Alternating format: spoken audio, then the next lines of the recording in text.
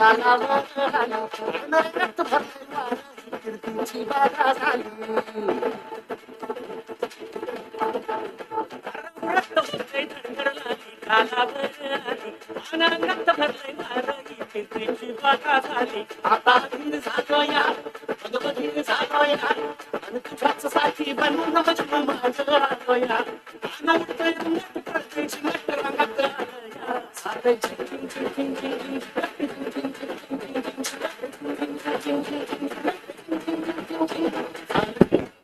जी, start करें भाई।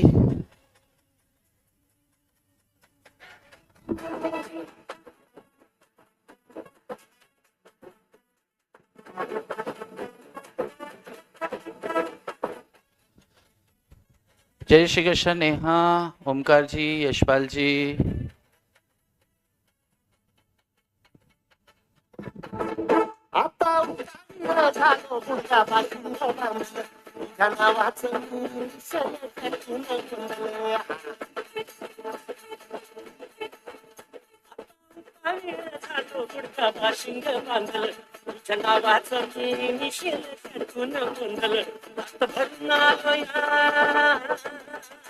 हात भरून आलो या, लई दुरून आलो या, आणि करून धाडी भारी परत मारून आलो या.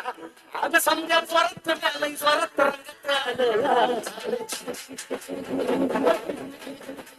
चलो चलो चलो चलो चलो चलो चलो चलो, मैं ऐसा मान के चल रहा हूँ कि जिन जिन को आना था वो आ गए हैं और हमारा जिंगाट हो गया है। ठीक है। और क्या पढ़ रहे थे भगवान जाने। ये क्या है? Real cash balance. ये अपना ही है क्या?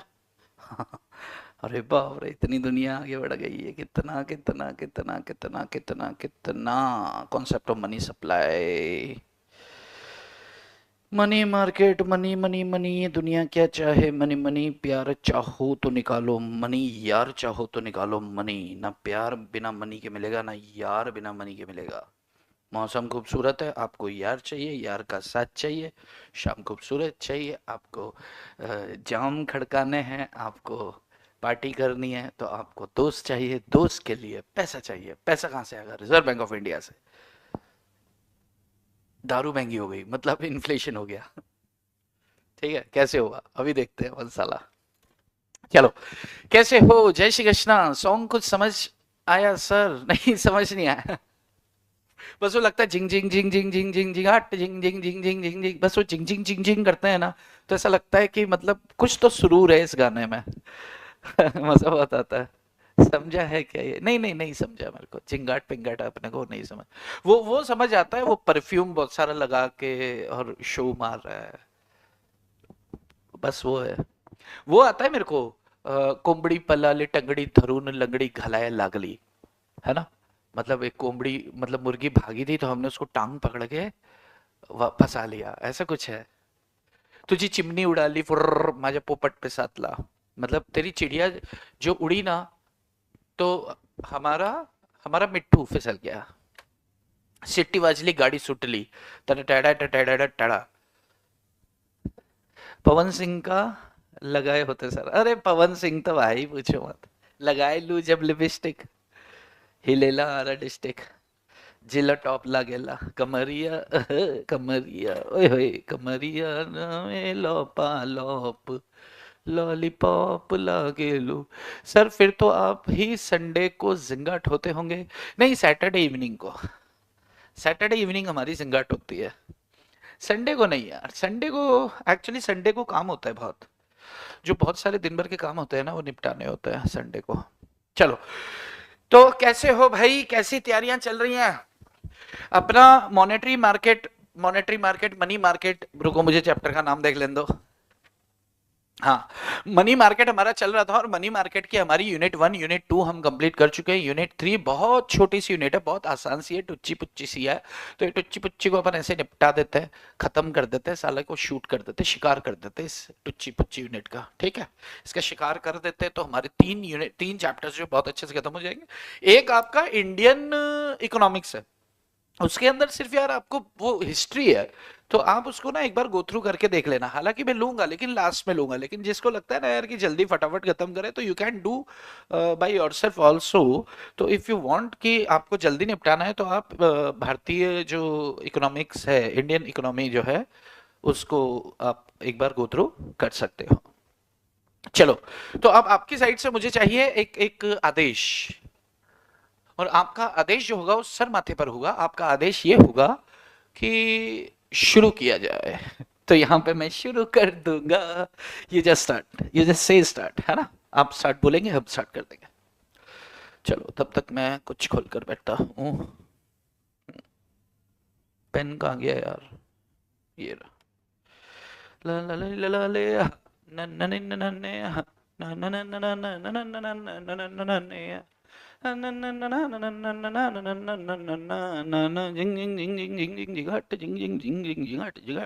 यार, लाइक वाइक करके जाना वीडियो को यार, जिंदगी में मजा आता है लाइक करके। तो अच्छा लगता है मेरे को, बात है ना? चलो, ओके। मनी मार्केट, एक मिनट में इसका रिकॉर्डिंग ऑन कर देता हूँ।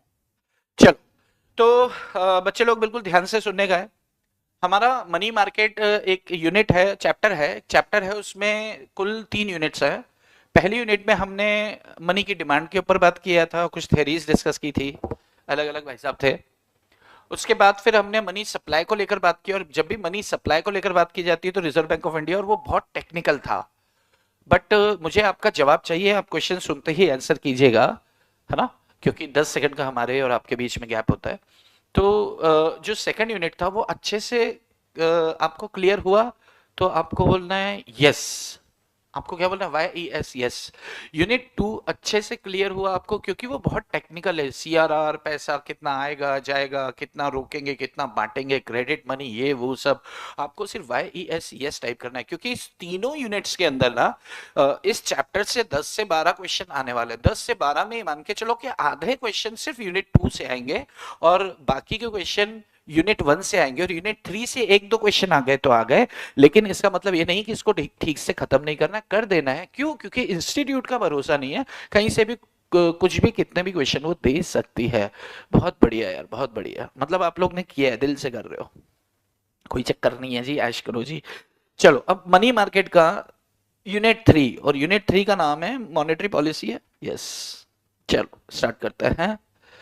देखो अब मैं क्या करता हूं, मनी मार्केट,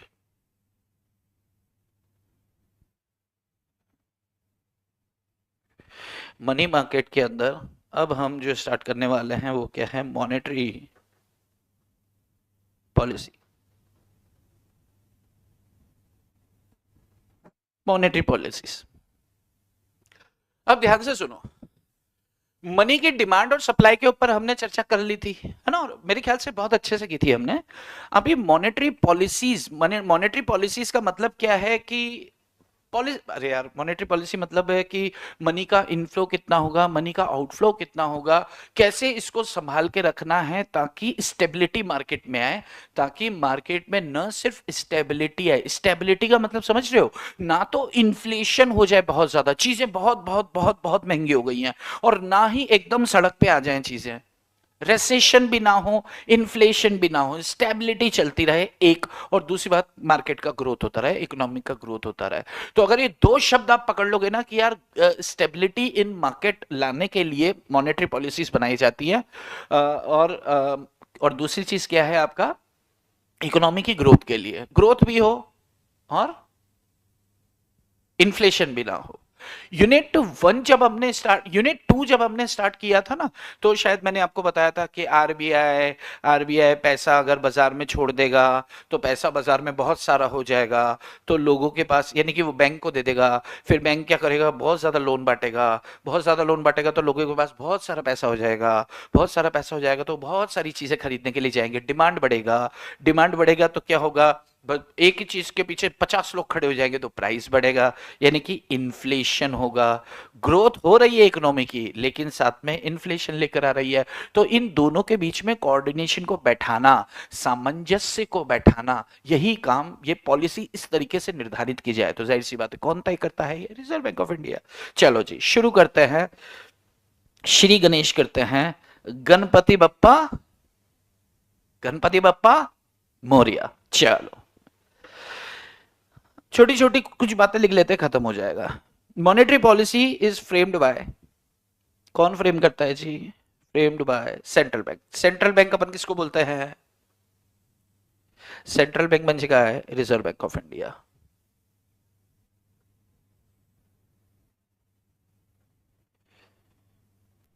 सेंट्रल बैंक मतलब रिजर्व बैंक ऑफ इंडिया। इनका बेसिक पर्पस क्या होता है? बेसिक पर्पस क्या है? To bring economy growth and price stability.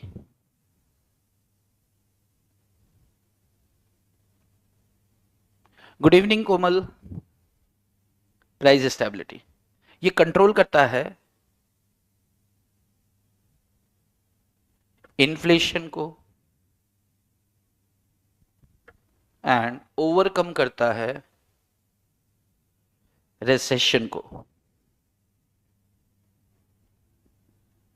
Recession situation जो होती है, मंदी का दौर जिसको बोलते हैं, मंदी का दौर, ये भी ना तो महंगाई का दौर चलना चाहिए ना मंदी का दौर चलना चाहिए, दोनों के बीच की स्थिति चलते रहना चाहिए, ये सोच होती है।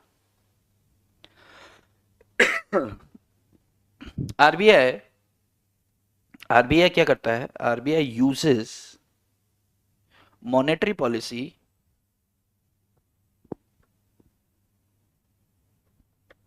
To manage economic fluctuation. बहुत ज्यादा जो उतार चढ़ाव आते हैं रेट्स में, महंगाई में, economic fluctuations, economic fluctuations and to achieve price stability. दाम एकदम से बढ़े ना घटे ना, price stability. Okay. RBI, RBI conduct करता है, RBI conducts monetary policy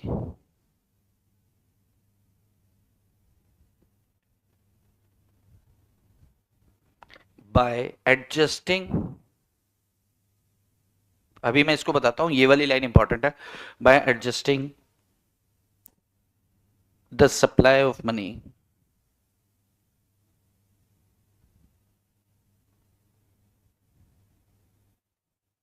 through buying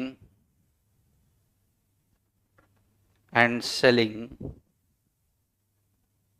of government securities and market।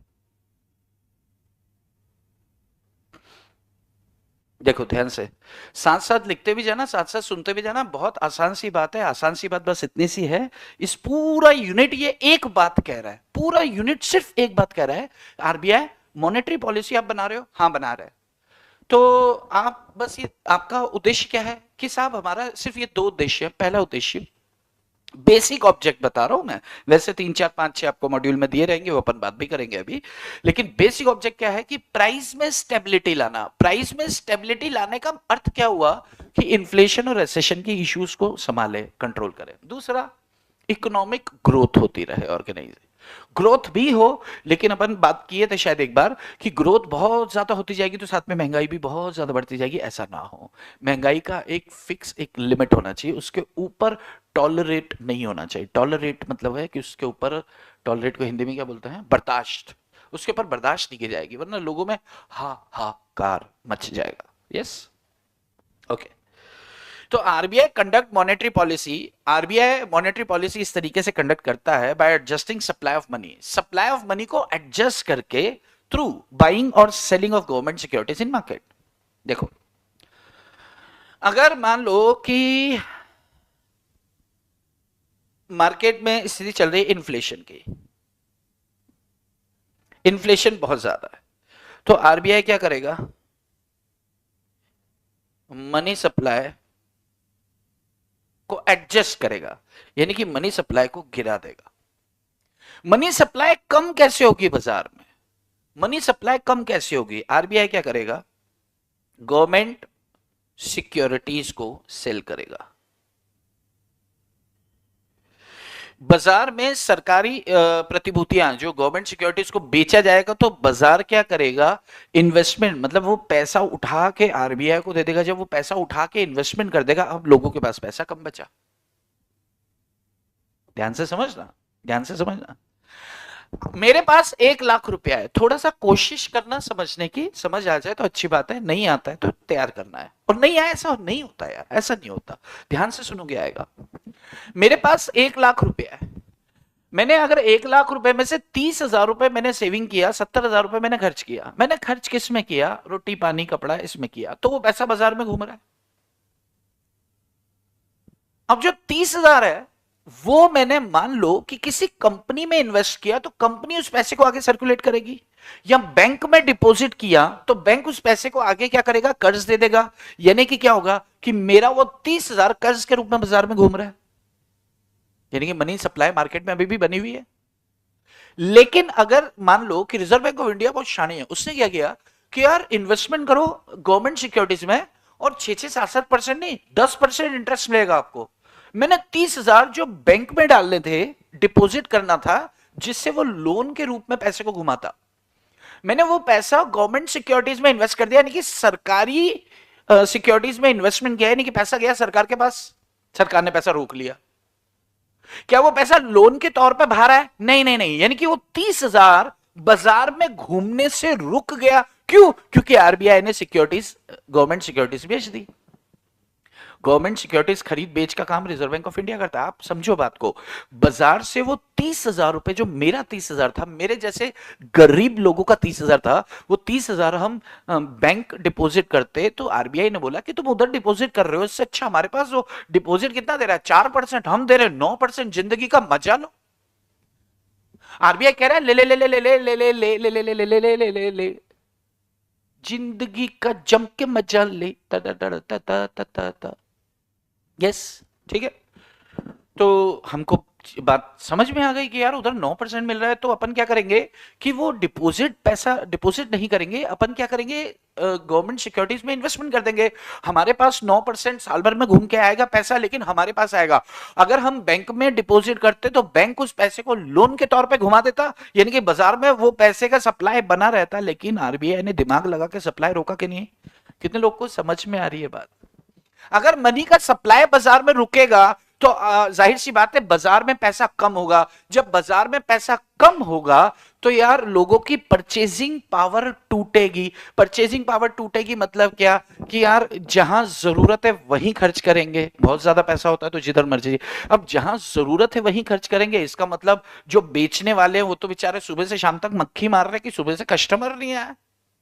तो जो चीज बाजार में 80 रुपए में मिल रही थी वो 40 रुपए की आती है, वो 80 में बेच रहा है। यार वो 50 में बेचने को राजी हो जाएगा अगर हफ्ता भर उसकी दुकान पे कोई चढ़ा नहीं तो, यानी कि रेट्स डाउन होंगी। अब वो 50 में बेचेगा तो सब 50 पे आ जाएंगे, नहीं तो कंपटीशन में खत्म हो जाएंगे। बात समझ में आ रही है क्या? वो पैसा अगर गवर्नमेंट सिक्योरिटीज में उलझा दिया तो वो बाजार में सर्कुलेट होने से बच गया। आपको मेरी बात समझ में आ रही है तो एक अंगूठा दे दो या ओके ओके बोल दो। अंगूठा नहीं मिले, कुछ बच्चों को नहीं मिलता है, ओके ओके कर देना। तो ये चीज कह रहा है कि RBI conduct monetary policy, RBI monetary policy इस तरीके से कंडक्ट करता है by adjusting the supply of money.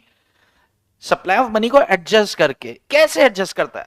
Through buying and selling of government securities in the market. अरे वाह यार, बहुत बढ़िया। देखो निखिल शर्मा, आप बिल्कुल ठीक कह रहे हो, लेकिन हर चैप्टर में मॉनेटरी पॉलिसी को लेकर तमाम तरह के आयाम है, और ये आयाम हम बात करेंगे। ये बात भी है जो आप कह रहे हो, ये पॉलिसी में भी कवर होता है। And vice versa, vice versa, vice versa मतलब बारिश बरसा, बारिश बरसा, मौसम खूबसूरत, आहा। चलो ओके।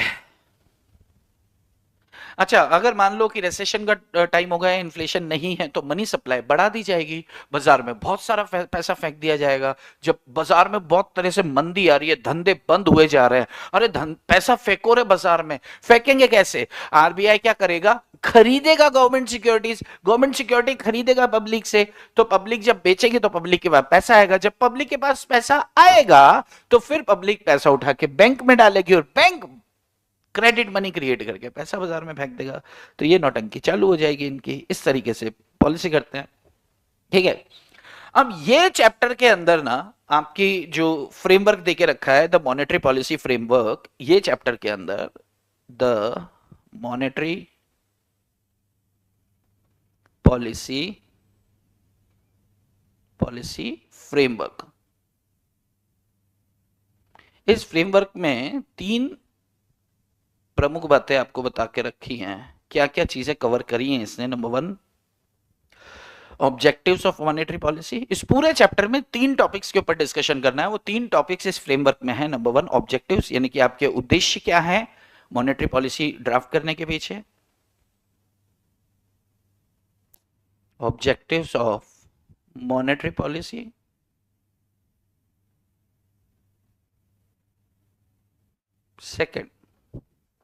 सेकंड है जी, focus on analysis, analytics of monetary policy. मैंने एमपी लिखा है तो मध्य प्रदेश नहीं है, एमपी का मतलब है मेरा पति, मेरे पापा नहीं, एमपी का मतलब होता है मॉनेटरी पॉलिसी। ठीक है, monetary policy, analytics of monetary policy which focus on the transmission mechanism,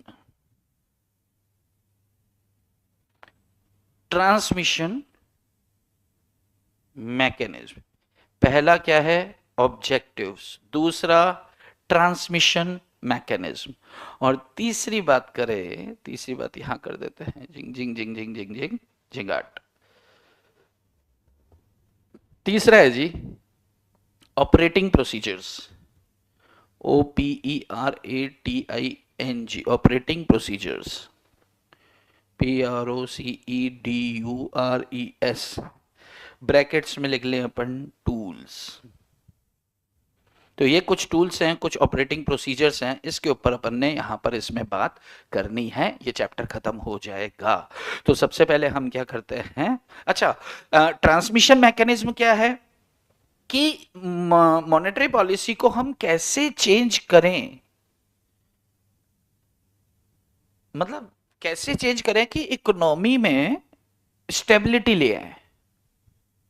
तो वो ट्रांसमिशन के अंदर, यार इतनी आसान बातें, ये ऐसे ना, ऐसे कठिन कठिन शब्द लिख के ना आपको डराते हैं, है नहीं कुछ इसमें। देखना पुच्चू सा निकले, आप देखना खोदा पहाड़ निकला बाबा जी का धतूरा, ठीक है, कुछ नहीं है इसमें, है ही नहीं कुछ।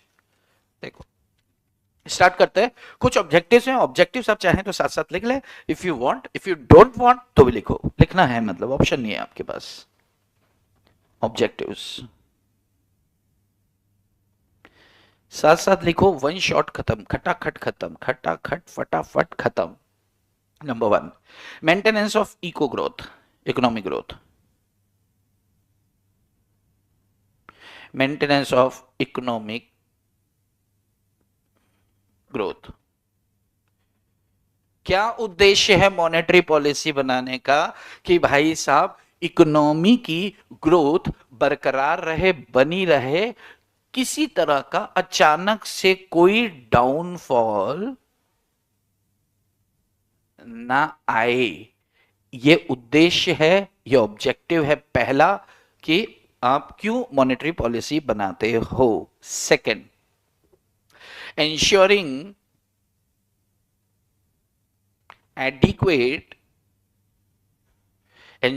adequate flow of ensuring adequate flow of credit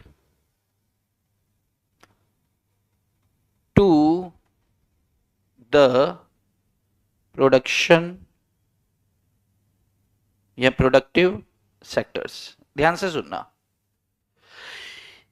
इस लाइन को धीरे धीरे पढ़ेंगे तो चीज पकड़ में क्या आएगी कि ensuring adequate flow of credit to the productive sectors. जैसे से क्रेडिट बोला तो क्रेडिट मनी हमें पता है बैंक लोन की बात कर रहा है, यानी कि हम पॉलिसी इस तरीके से बनाएं, प्रोडक्टिव सेक्टर मतलब मैन्युफैक्चरिंग यूनिट्स, फैक्ट्री, तो तमाम तरह की फैक्ट्रियां, उनको लोन आसानी से मिलते रहें, उनकी ग्रोथ होगी तो इकोनॉमी की ग्रोथ होगी, तो लोन जो है आसानी से AASAN आसानी से मिलता रहे, इसके लिए अपन क्या करते हैं, मिलता रहे, इसके लिए अपन क्या करते हैं जी, यानी कि लेंडिंग फैसिलिटी को इंप्रूवमेंट लाने के लिए, इंप्रूव्ड रहे। जब कोई कर्ज लेने आए कि साहब मुझे ये मैन्युफैक्चरिंग है, ये यूनिट मुझे डालनी है, लोगों को प्रोडक्ट अवेलेबल करा, अरे बिल्कुल आओ चालू करो, कितना कर्ज चाहिए बोलो, ज्यादा टर्म्स कंडीशन ना फंसाई जाए। पहला, ग्रोथ बनी रहे, अचानक से डाउनफॉल ना इकोनॉमी में। दूसरा, ensuring adequate flow of credit, adequate flow of credit, credit money हम बात कर चुके हैं कि ये लोन्स होते हैं जो प्रोडक्टिव या मैन्युफैक्चरिंग कंसर्न के लिए अपन देते हैं। तीसरी बात, sustaining a moderate structure of interest rates. Interest rates का आपका स्ट्रक्चर एकदम बराबर होना चाहिए। क्यों? ताकि आप एनकरेज कर सकें किस चीज को, इन्वेस्टमेंट को। जाहिर सी बात है यार, देखो अपने इंडिया में लोगों के पास बहुत पैसा है, तो सरकार को चाहिए कि यार वो पैसा उनके घर पे पड़ा रहे, इससे अच्छा है कि वो सरकार के पास वो पैसा ला कर दे। तो सरकार क्या करेगी कि गवर्नमेंट सिक्योरिटीज में इंटरेस्ट रेट बढ़ा देगी कि यार आपको मजा आ जाएगा, इन्वेस्टमेंट तो करो। लोग अपने घरों से पैसे निकाल निकाल के सरकार के पास देंगे, यानी कि सिक्योरिटीज खरीदेंगे, यानी कि क्या हो रहा है, इन्वेस्टमेंट को एनकरेज करे। तो आपकी पॉलिसी इस तरह की हो कि वो इन्वेस्टमेंट को एनकरेज करे, ना ज्यादा इंटरेस्ट रेट हो ना कम, न ज्यादा न कम, बबल गम, न ज्यादा न कम, बबल गम। ठीक है, ओके। हा हा हा हा हा, नायक नहीं, ना ना ना ना ना ना, मैं ऐसा मान के चलो हम साथ साथ लिख रहे हैं, है ना। Creation of efficient market for government securities, creation of efficient market for government securities। ये हम बात कर चुके हैं। आरबीआई की मॉनेटरी पॉलिसी में क्या होता है, मॉनेटरी पॉलिसी में गवर्नमेंट सिक्योरिटी के लिए मार्केट डेवलप करते हैं, और ये इन्फ्लेशन होगा तो खरीदेंगे या बेचेंगे, अपन ने बात कर लिया, पैसा दबा लेंगे, बराबर है, ये बात हमारी हो चुकी है।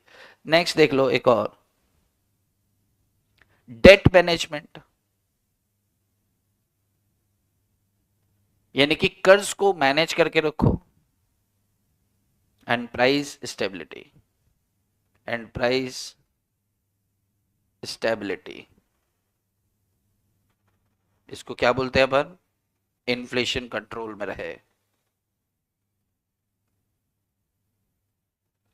ये आपका ऑब्जेक्टिव्स होता है खत्म। अगर आप लिख चुके होंगे तुरंत अंगूठा दे देना मुझे कि आप साथ साथ खत्म कर चुके हैं।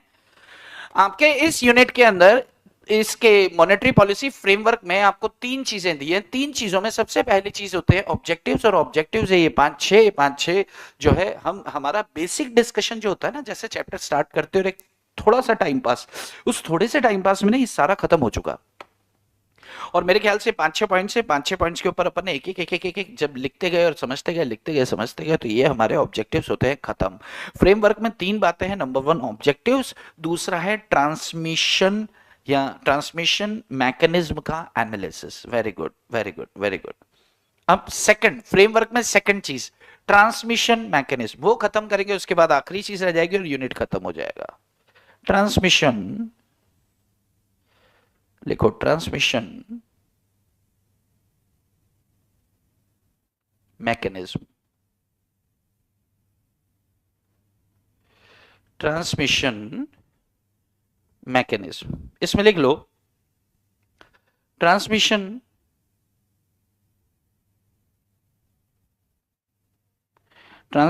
of monetary policy describes how the changes made by RBI to its monetary settings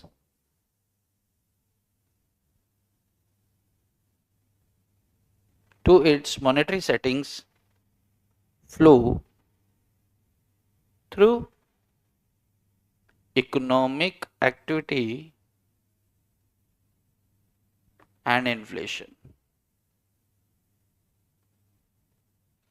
transmission of monetary policy describe, ये क्या डिस्क्राइब करता है? How the changes made by RBI to its monetary setting flow.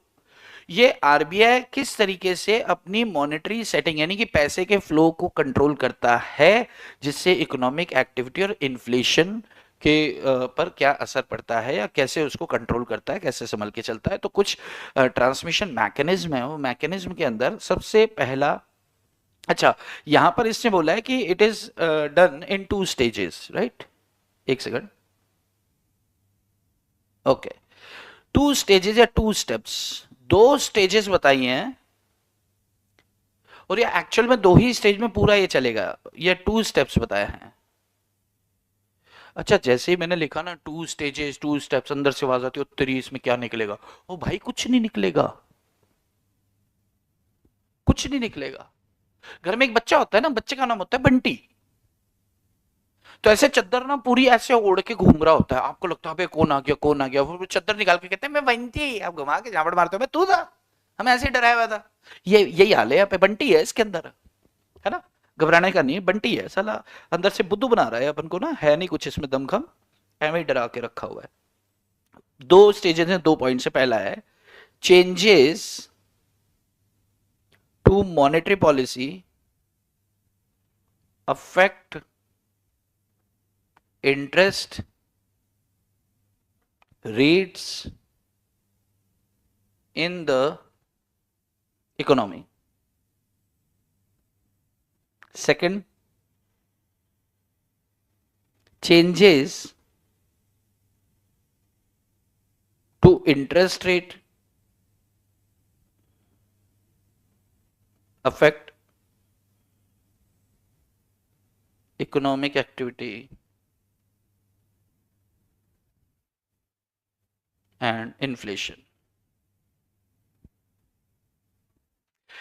ये 2 बातें बता रहा है, 2 stages है। स्टेज ध्यान से सुनना, अगर हम मॉनेटरी पॉलिसी पे चेंज करते हैं, मॉनेटरी पॉलिसी बदलता है, अगर आरबीआई मॉनेटरी पॉलिसी बदलता है तो उससे इंटरेस्ट रेट पे क्या असर पड़ रहा है, और इंटरेस्ट रेट पे जो असर पड़ता है यानी कि इंटरेस्ट रेट बढ़ेंगी या घटेंगी, तो जो सेकंड स्टेज क्या कह रही है, इंटरेस्ट रेट बढ़ती है या घटती है, उसका इकोनॉमी पे क्या असर पड़ता है। तो भाई सीधी बात बोल देना कि अगर मॉनेटरी पॉलिसी अगर हम चेंज करते हैं तो इंटरेस्ट रेट या तो बढ़ेगा या फिर घटेगा, और इंटरेस्ट रेट या तो बढ़ेगा या फिर घटेगा, उससे इकोनॉमी पे क्या असर पड़ेगा, ये पर्टिकुलर ट्रांसमिशन मैकेनिज्म बोलता है। और इस ट्रांसमिशन मैकेनिज्म को चलाने के लिए, समझाने के लिए उन्होंने 3-4 चैनल्स आपको बताए हैं, 3-4 कुछ चैनल्स आपको। अब बताओ इसके अंदर क्या निकला, बंटी निकला ना 2 स्टेजेस में। अरे कितने लोग मेरी बात से सहमत हैं, इसके अंदर कौन निकला, बंटी। अगर जिसको समझ में आ रहा है कि एक्चुअल में ये बंटी था, तो टाइप करो BUNTY, लेकिन जिसको लग रहा है नहीं इसके अंदर भूत था, ये तो मेरे को डरा के रखा हुआ था, तो ऐसे अगर डर लगता है तो फिर यार घबराने का नहीं, जिधर डरे ना उधर ही मरे। तो आपको समझ के चलना है, डरने का है, मरने का है, जीने का है, जीतने का है, राइट। डर के आगे जीत है, माउंटेन ड्यू पिया करो, तुरंत एग्जाम क्लियर हो जाएगा। एग्जाम में माउंटेन ड्यू लेकर जाना, माउंटेन ड्यू लेकर जाओगे तो क्या होगा, जीत जाओगे। क्यों? क्योंकि एग्जाम में लगता है डर, और डर के आगे क्या है, जीत है। तो आपको क्या लेकर जाना है एग्जाम में, माता पिता का आशीर्वाद और साथ में ड्यू, ठीक है, माउंटेन ड्यू, जीता भी पीता है। चलो फिर से सुनो, ये ट्रांसमिशन टेक्निक कह रहा है कि साहब हम मॉनेटरी पॉलिसी के अंदर चेंज करेंगे, करा। अब आरबीआई चेंज करेगा तो कहां चेंज करेगा, पैसा बढ़ा दो पैसा कम कर दो, तो ब्याज की रेट पे असर पड़ेगा, बिल्कुल पड़ेगा। ब्याज की रेट पे असर पड़ेगा तो उससे इकोनॉमिक एक्टिविटी और इन्फ्लेशन पे क्या असर पड़ेगा, ये मैकेनिज्म बता रहा है। ऐसा पुच्चू है भाई, तुम देखोगे बोलोगे भाई क्या रे एक ही बात बार बार करता है। अभी देखना देखना भी आपको मजा आने वाला है इसमें। अरे एक बंटी, इसमें बहुत सारे बंटी, ये तो छोटू निकला। अरे बहुत सारे बंटी, अभी देख कुछ भी नहीं है ऐसा, देखो ना बहुत सारे बंटी आएंगे। चैनल्स, इसमें कुछ चैनल्स के थ्रू इसमें बात समझाई है। चैनल्स में पहला चैनल है आपका saving and investment channel, channels of monetary policy, channels of monetary policy transmission. उसमें पहला चैनल इन्होंने बताया है, पहला चैनल इन्होंने बताया सेविंग एंड इन्वेस्टमेंट चैनल।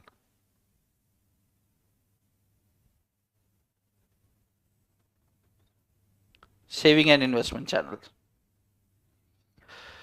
अब ध्यान से सुनना, ध्यान से सुनोगे तो सुनते ही खत्म हो जाएगा, है ना। ये छोटू का भी छोटा भाई निकलेगा, देखना निखिल, ये इससे भी छोटा निकलेगा। देखो भाई, मॉनेटरी पॉलिसी में आपने क्या किया कि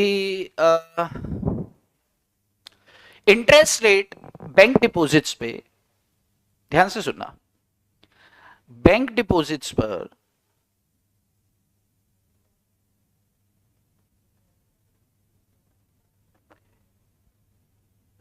इंटरेस्ट रेट अगर कम कर दी जाती है, अगर कम कर दी जाती है तो क्या बंदा सेविंग्स करेगा, क्या नहीं करेगा। सेविंग्स नहीं करेगा तो पैसा क्या रखेगा, हाथ में रखेगा, कैश इन हैंड रखेगा, बैंक में नहीं रखेगा। और हाथ में पैसा होता है तो क्या हो जाता है, खर्च हो जाता है, यानी कि कंजम्पशन बढ़ेगा। कंजम्पशन किस चीज का बढ़ेगा, गुड्स एंड सर्विसेज का। इसका मतलब डिमांड बढ़ेगी। ध्यान से सुनो, ध्यान से सुनना। पहला पॉइंट, इसने तीन बातें करी हैं, सेविंग और इन्वेस्टमेंट चैनल ने तीन बातें करी है। पहली बात क्या बोली है कि भाई साहब, जो अगर मान लो कि रिजर्व बैंक ऑफ इंडिया ने, मान लो थोड़ी देर के लिए समझना, आपके सेविंग अकाउंट, यानी कि आपके पास 1 लाख रुपया था, चलो आपके पास 100 रुपए है, आपके पास कितना रुपया है, आपके पास 100 रुपया है। मान लो इस पे पहले साल भर में 10% आपको इंटरेस्ट मिलता था, यानी कि एक साल, हर एक साल के अंत में आपका पैसा 100 से कितना हो जाएगा, 110 हो जाएगा। सरकार ने बोला यार 10% नहीं, अब हम 6% देंगे या 4% देंगे। कितना देंगे, 4%। यानी कि जो आपका 100 रुपया है सेविंग अकाउंट में, एक साल बाद वो कितना हो जाएगा, 104 रुपया हो जाएगा। आप सोच रहे हो कि मैं क्या करूं, कुछ खरीदता हूं। मान लो आप सोच रहे हो कि आप ये बॉटल खरीदना चाहते हो, ये बाजार में आज मिल रही है 100 रुपए की, लेकिन बाजार में महंगाई दर इतनी है, मान लो 6% महंगाई दर है, तो एक साल बाद कितने की हो जाएगी ये, 106 रुपए की। आज 100 रुपए में मिल रही है, एक साल बाद कितने में मिलेगी, 106 रुपए में मिलेगी ये बोतल। आपने आज बैंक में पैसा जमा कर दिया, एक साल बाद 104, आप बोतल नहीं खरीद पाओगे एक साल बाद, लेकिन आज खरीद सकते हो। आप क्या करोगे, अगर सरकार कुछ आपको दे ही नहीं रही है, अगर रिजर्व बैंक या बैंक आपको इन्वेस्टमेंट पर एकदम नॉमिनल, ऐसा लगता है ना कि अबे क्या ही ब्याज मिलेगा यार, जिंदगी जियो मजे करो, तो लोग क्या करेंगे, पैसा बैंक में जमा कम रखेंगे और अपना कंजम्पशन बढ़ा देंगे कि यार क्या ही ब्याज मिल जाएगा, मेरे मजे से तो नीचे है, आज पैसा मेरे पास है, मैं मजा कर सकता हूं, एक साल बाद ब्याज मिलेगा साला थोड़ा सा, उसके लिए मैं आज परेशानी में क्यों जीऊं। अगर ब्याज अच्छा खासा मिलता है तो आदमी क्या करता है, दिल पे पत्थर रख के सेविंग कर देता है। लेकिन अगर इंटरेस्ट रेट गिरेगी, अगर इंटरेस्ट बैंक डिपॉजिट्स की अगर इंटरेस्ट रेट गिरेगी तो लोग बैंक में पैसा कम रखेंगे, बैंक में पैसा कम रखेंगे यानी कि वो बैंक को पैसा कम दे रहे हैं, मनी सप्लाई को रोकने की कोशिश कर रहे हैं, लेकिन वो दूसरे एंड से क्या करने वाले हैं कि ये पैसे को बाजार में फेंक देंगे, खर्च कर देंगे। बात समझ में आ रही है? किसमें करेंगे खर्च? गुड्स एंड सर्विसेज में। गुड्स एंड सर्विसेज में खर्चा चालू कर देंगे बहुत ज्यादा वाला, तो अब ज्यादा वाला खर्चा चालू कर देंगे तो डिमांड बढ़ जाएगी, डिमांड बढ़ जाएगी तो जिंदगी का मजा चालू हो जाएगा, इन्फ्लेशन एंड ऑल। दूसरी बात इन्होंने बोली है, भाई अगर ये वाली बात समझ में आ जाए तो अंगूठा देते चलना, ठीक है। सेकंड, अगर मान लो कि बैंक ने, आप बैंक से लेने गए लोन, बैंक से लेने गए आप लोन, आप कौन हो? हाउस होल्ड हो भाई, या तो हाउस होल्ड या फिर बिजनेस, ये दो ही लोग लोन लेने वाले हैं बैंक से। आप क्या हो? हाउस होल्ड हो, आप बैंक से लेने गए लोन। अगर मान लो कि बैंक लोन की इंटरेस्ट रेट गिरी, यानी कि बैंक लोन बाजार में, पहले मान लो बाजार में लोन कितने में मिलता है, 15% पर एनम हमें ब्याज देना पड़ता था, तब जाके कर्ज मिलता था, यानी कि कॉस्टली, महंगा पड़ता था लोन। लेकिन अगर सरकार ने बोला कि 6% में लोन ले लो, 6% में, 6 में लोन ले लो, लोन चाहिए, अपन पगला जाएंगे। आता है ना, अपना घर अपना होता है, अपना घर बनाइए, एसबीआई, आपको पता है हमारा बैंक कौन है, घर बैठे हमने टाइम पास किया, तो महेंद्र सिंह धोनी आके कहता है इनका बैंक एसबीआई है तो वो आते आके कहते हैं कि अरे आपको पता है हमारा बैंक कौन है, वो कहते हैं हाँ स्टेट बैंक ऑफ इंडिया। अच्छा तो कितना, तो हम 6%, 7%, इतने में आप अपना घर बना लो। तो लोग क्या करेंगे, इन्वेस्टमेंट की तरफ ध्यान देंगे, कर्ज बढ़ेगा। इंटरेस्ट रेट अगर गिरेगी तो बैंक लोन बढ़ेगा, बैंक लोन बढ़ेगा यानी कि बोरोइंग्स, जनता की बोरोइंग्स बढ़ेंगी, और जनता की बोरोइंग्स बढ़ेंगी तो मनी का फ्लो बढ़ेगा। बाजार में पैसा वो लाके, भाई कर्ज लेके पैसा कहां फेंकने वाले हैं? बाजार में फेंकने वाले हैं। बाजार में क्या फेंकने वाले हैं? वो डिमांड करेंगे। किस चीज की डिमांड करने वाले हैं? वो डिमांड करने वाले हैं एसेट्स की। क्या? मुझे घर खरीदना है, कर्ज लेकर आया हो, मुझे कार खरीदनी है, ईटीसी लग्जरी आइटम्स के लिए वो यहां पर खरीदने के लिए आएगा, जाहिर सी बात है। तो पॉलिसी आप इस तरीके से डिजाइन करते हैं। पॉलिसी में पहला चैनल क्या बताया? सेविंग एंड इन्वेस्टमेंट चैनल कैसे प्रभावित करता है। डिपॉजिट रेट कम कर दोगे आप, बैंक डिपॉजिट, तो सेविंग्स नहीं करेगी जनता।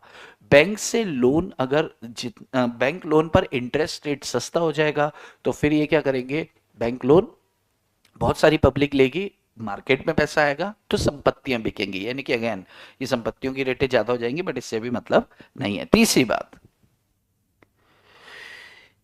Landing rates. लैंडिंग रेट्स, अरे यार लाल से लिख दिया।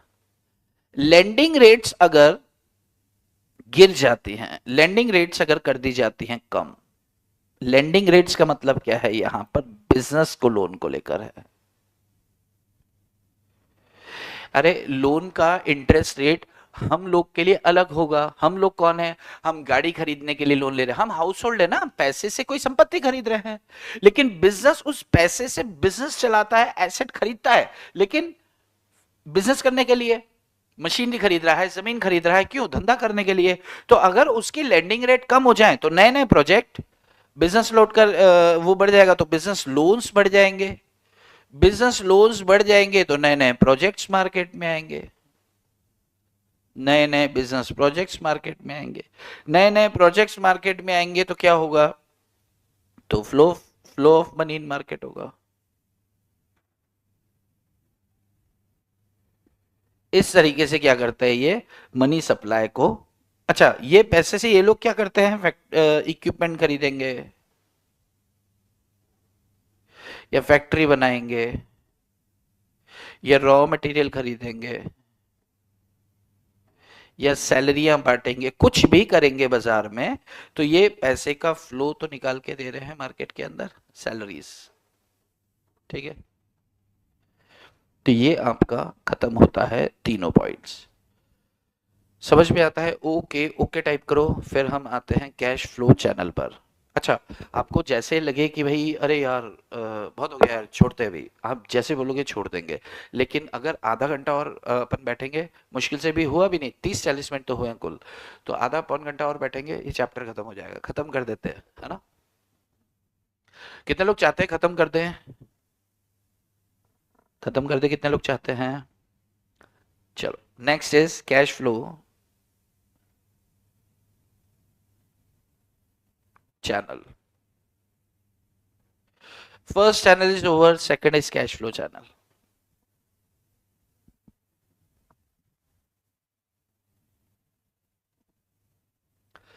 कैश फ्लो चैनल ये दो बातें करता है। अच्छा मुझे एक बात बताना जरा यार, जरा बात बताना,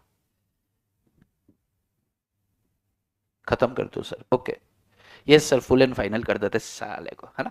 अच्छा एकदम ध्यान से मुझे एक बात बताना कि ये सेविंग एंड इन्वेस्टमेंट चैनल में अपन ने बात किया कि बैंक डिपॉजिट्स की अगर रेट कम हो जाती है तो क्या होगा, या लोन्स की रेट बढ़ जाती है इंटरेस्ट की तो क्या होगा। तो जितनी बातें मैं कर रहा हूं कि यार देखो, अगर डिपॉजिट की रेट कम होगी तो लोग कम जमा करेंगे, ज्यादा बाजार में खर्चा करेंगे, महंगाई बढ़ा देंगे। ध्यान से सुनो, क्या आपको ये चीज देखते ही अब क्लिक होने लगा, आपका दिमाग अब चलने लगा है ना इस तरीके से कि यार ये डिपॉजिट कम हुआ तो ये होगा, ये होगा तो ऐसे होगा, ऐसे होगा तो इन्फ्लेशन, मतलब आपकी सोच, जैसे मैं एक एक सोच को अपन फेंकते हैं और जब उसको वापस लेकर आते हैं तो पूरा कॉन्सेप्ट लेकर आते हैं, तो क्या आप वो सोच को फेंक पा रहे हो इसके अंदर, जैसे जैसे अपन डिस्कस करें कि अगर ये होगा तो ऐसा होगा ऐसा, क्योंकि अगर ये सोच आप फेंक पाए ना, आपको रटने की जरूरत नहीं है, आप क्वेश्चन देखोगे आंसर करके आ जाओगे। कितने लोग को ऐसे ये चीज सिर्फ डिस्कस करते ही खत्म हो जा रहा है, ईमानदारी से बताना, अंगूठा दे देना अगर जैसे मैं बोल रहा हूं वैसे आपको चीजें पकड़ में आ रही है, वैसे आप सोच पा रहे हो तो अंगूठा दे देना, मैं आगे बढ़ता हूं क्योंकि 10 मिनट का गैप है अपना, right, and I am waiting for your thumb.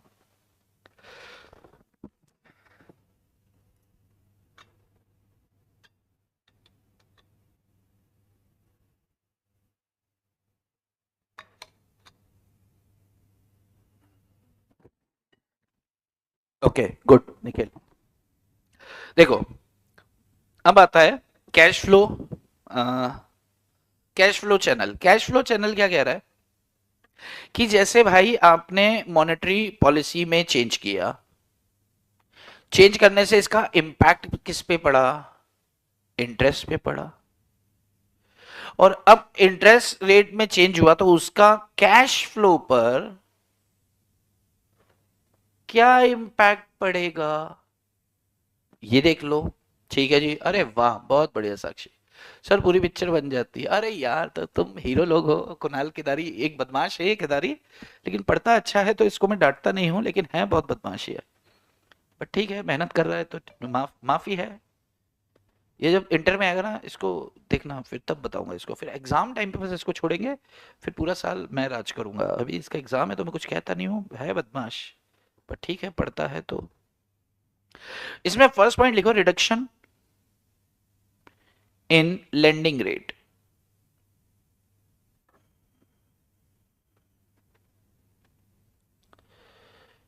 Less instalment, less cash outflow, cash available for consumption,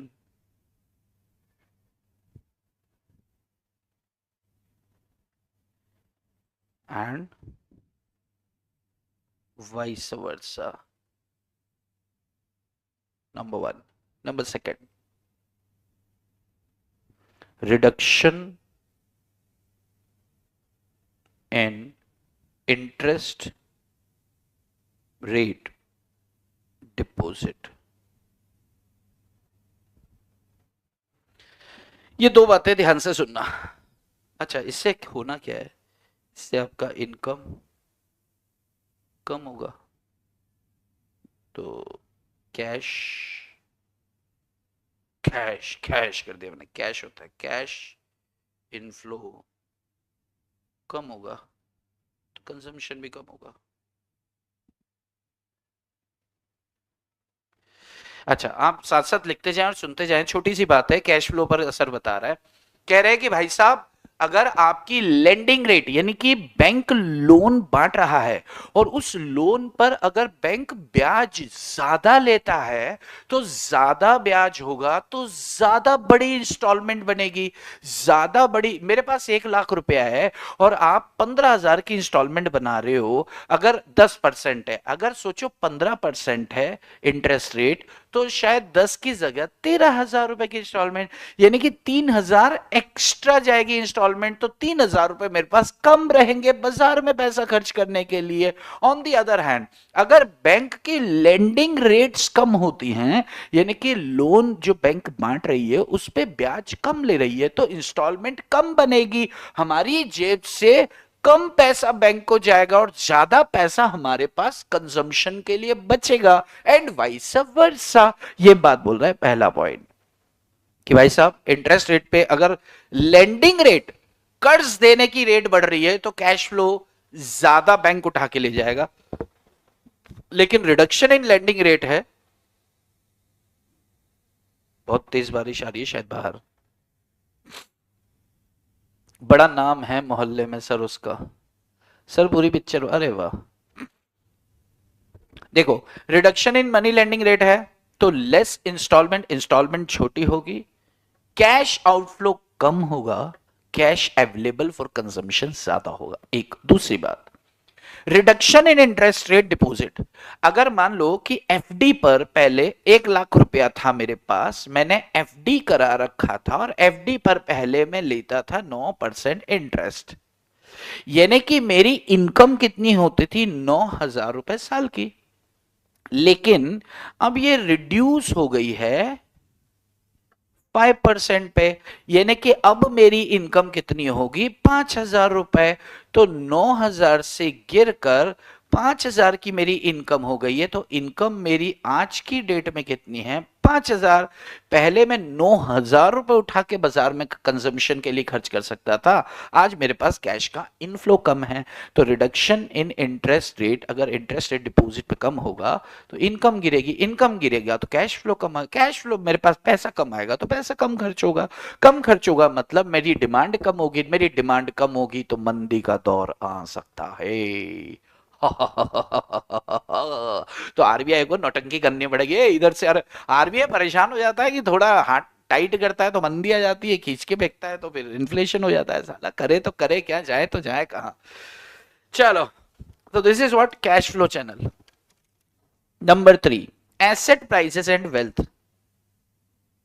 third channel, channel number 3, assets prices and wealth channel. Asset prices and wealth channel, ठीक है। अब इसमें ध्यान से सुनना, monetary policy में हुआ change, monetary policy में हुआ चेंज, उस चेंज से इंपैक्ट पड़ा इंटरेस्ट रेट पर।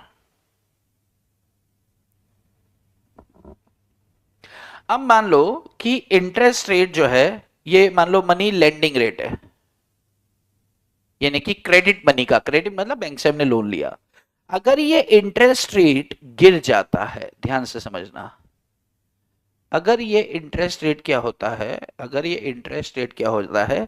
डाउन जाता है। इंटरेस्ट डाउन जाएगा तो बोरोइंग्स बढ़ेंगी,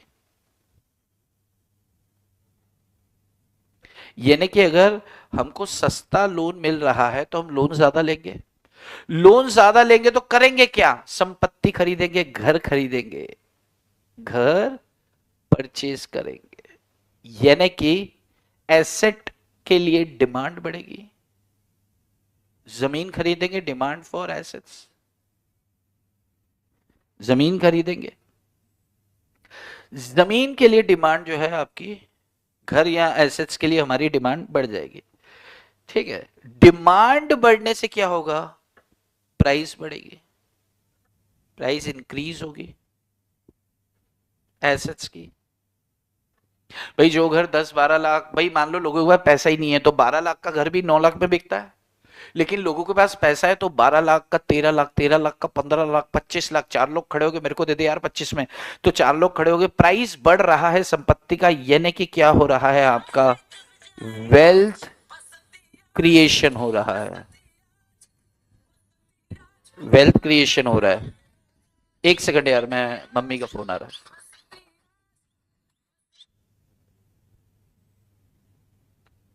हेलो आशी, मम्मा, मम्मा क्लास ਵਿੱਚ ਹੋ?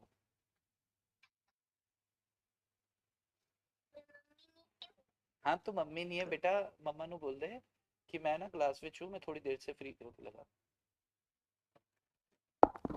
चलो सर, हम बारिश को तरस रहे हैं दिल्ली में। अच्छा तो दिल्ली का है? अरे भाई यहाँ पे तो क्या है, अचानक अचानक से बारिशें होता है, नहीं यहाँ भी बड़ी सड़ी गर्मी हो रखी है, अचानक से जीवन में कुछ तो हो जाता है यहाँ पे। दिस इज पूना यार, बहुत, पूरे देश में सबसे खूबसूरत मौसम अगर किसी शहर का मैंने आज तक नोटिस किया अपने लाइफ में, पुणे और इंदौर, इंदौर भी सेकंड है यार, पुणे नंबर 1 मौसम के मामले में। आहा, जिंदगी खूबसूरत हो जाती। अच्छा, बैंक ने लोन सस्ते करे, हमने लोन लिया और घर खरीदा। अगर हम क्या हैं, हाउस होल्ड है, हमने घर खरीदेंगे, कार खरीदेंगे, इसकी तरफ, एसेट्स की तरफ हम जाने वाले हैं। बहुत बढ़िया, क्या करें, डिमांड बढ़ेगी, डिमांड बढ़ेगी तो प्रोडक्ट का प्राइस बढ़ेगा, इन्फ्लेशन होगा। लेकिन बात करें क्या होने वाला है यहाँ पे, वेल्थ क्रिएशन होने वाला है, यानी कि कंजम्पशन की तरफ पैसा, कंजम्पशन बढ़ने वाला है, कंजम्पशन ऑफ एसेट्स बढ़ने वाला है। तो यही कह रहा है कि एसेट प्राइस और वेल्थ के ऊपर मॉनेटरी पॉलिसी का क्या असर पड़ता है। अरे यही असर पड़ने वाला है यार, सीधी बात है, पैसा ज्यादा आएगा, आएगा तो खर्चा करेंगे यार। एक बात को 17 जगह से घूम के बोलोगे तो बात बदल थोड़ी जाएगी। अरे हाँ या हाँ, बस वही बात है, और कुछ है ही नहीं। यस, पहली बात इन्होंने ये करी। दूसरी बात ध्यान से सुनना, सेकंड, आप लोन लेने गए, आप लोन लेने गए तो आपको बैंक क्या करता है, कुछ कोलेटरल सिक्योरिटी रखता है।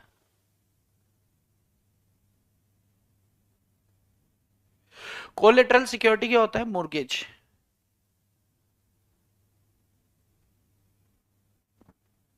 जैसे मान लो कि आप 1 करोड़, निखिल बेटा थोड़ा सा ध्यान दे दो यार, है ना, 1 करोड़ रुपए का आपके पास लैंड था, जमीन था। मान लो बैंक की पॉलिसी है कि 15% मार्जिन पे, उदाहरण है ये, 15% मार्जिन पे बैंक क्या करती है, आपको लोन दे देती है। यानी कि 1 करोड़ की जमीन रखी है आपने, तो बैंक ने आपको 85 लाख रुपए तक का लोन दे दिया। ठीक है, अब ध्यान से सुनना, क्योंकि बैंक की रेट्स जो हैं, बैंक की रेट्स जो हैं, लेंडिंग रेट्स कम हो गई, बैंक की लेंडिंग रेट्स कम हो गई, तो हमने उसका असर क्या देखा कि संपत्तियों के प्राइस बढ़ गए। तो जाहिर सी बात है, हमारा ये जो 1 करोड़ का जमीन है, क्या इसका दाम नहीं बढ़ा होगा, इसका दाम बढ़ा, बिल्कुल बढ़ा। तो अब ये 1 करोड़ से कितना हो गया, 1 करोड़ 20 लाख हो गया, 1.25 करोड़ हो गया। अब ये ऊपर के 20 लाख पर भी 85 यानी कि प्लस 17 लाख रुपए क्या होगा, और लोन ले सकते हैं, यानी कि क्रेडिट मनी और बाजार में आ जाएगा। बात समझ में आ रही है क्या, थोड़ा सा टेक्निकल था बट समझ में आया क्या। मान लो बैंक क्या करता है, आपसे सिक्योरिटी लेता है। आपके पास सिक्योरिटी जमीन थी 1 करोड़ रुपए की, आपने बैंक से पूछा, उससे बैंक मुझे पैसों की बहुत जरूरत है, 1 करोड़ की जरूरत है। बैंक ने बोला भाई साहब आपकी संपत्ति 1 करोड़ की और 15% मार्जिन पर हम लोन दे देते हैं। तो आपने बोला अच्छा फिर कितना मिलेगा, कि आप ये जमीन के कागज रख दो, 1 करोड़ की है तो फिर इस पे हम आपको 85 लाख रुपए तक दे देंगे। तो फिर ठीक है, लेकिन अचानक से क्या मतलब बैंक की रेट्स गिरी लैंडिंग रेट्स, तो जमीनों के भाव अचानक से बूम हो गए तो हमारी जमीन 1.25 करोड़ की हो गई, 1.25 करोड़ की हो गई। बैंक ने क्या कहा था, 15% मार्जिन हम रखते हैं, यानी कि आपकी लिमिट उस पर लोन लेने की बढ़ गई उस मोर्गेज पर। समझ में आ रहा है क्या? ओके लिखना, सिर्फ ओके। समझ में आ रही है ये बात? अगर तो बस ये बात खत्म हो जाती है यहां पर। Wealth creation and asset prices and wealth channel. Next channel आता है आपका एक्सचेंज रेट चैनल। कितने और बचे हैं यार, रुको देख लेता हूं मुझे। अरे वाह, खत्म होने वाला है, जिंदगी का असली मजा आने वाला है। Exchange rate channel, exchange rate channel, exchange rate channel. अब ध्यान से रखना, इसमें लिख दें आप important for export oriented units and import competition. देखो ये चैनल क्या कह रहा है, एक्सचेंज रेट पर क्या असर पड़ता है और उससे इंपोर्ट एक्सपोर्ट पे क्या असर पड़ेगा, उससे महंगाई और सस्ताई यानी कि मंदी पे क्या असर। मतलब यार घूम फिर के देखना, भगवान कसम देखना, ये भी वहीं से निकलेगा, बड़ा आसान है ये। ठीक है, ध्यान से सुनना। अगर मान लो बैंक ने इंटरेस्ट रेट कर दी कम, इंटरेस्ट रेट कर दी गिरा दी, किस चीज के इंटरेस्ट रेट? इन्वेस्टमेंट पर, यानी कि interest on investment. Interest on investment अगर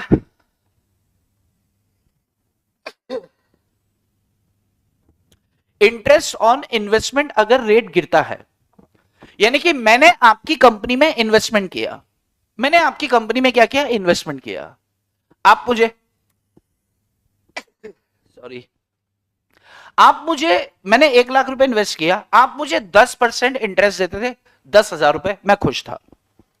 आपने वो 10,000 से घटा के 6,000 कर दिया। मैं भाग नहीं रहा हूं, लेकिन मुझे किसी ने कहा अबे वो 6,000 दे रहे हैं, 9,000 तो हमसे ले जाओ। तो हम उठ के भागेंगे उस 9,000 वाले की तरफ कि 6 पे क्यों बैठेंगे। बात समझ में आ रही है? तो हमारे देश में इन्वेस्टमेंट पर अगर इंटरेस्ट रेट गिर जाता है तो रिडक्शन होगा रिटर्न के अंदर, return on asset in India. Bharat में जो संपत्तियां यानी कि सिक्योरिटीज हैं, वो संपत्तियों की पर रिटर्न आपका गिरेगा। रिटर्न गिरा, उससे क्या होगा, उससे जो एफडीआई कर रखे हैं या एफपीआई कर रखे हैं, फॉरेन इन्वेस्टर्स ने पैसा लगा रखा है, वो क्या करेंगे, अपना पैसा विदड्रॉ करेंगे इंडिया से।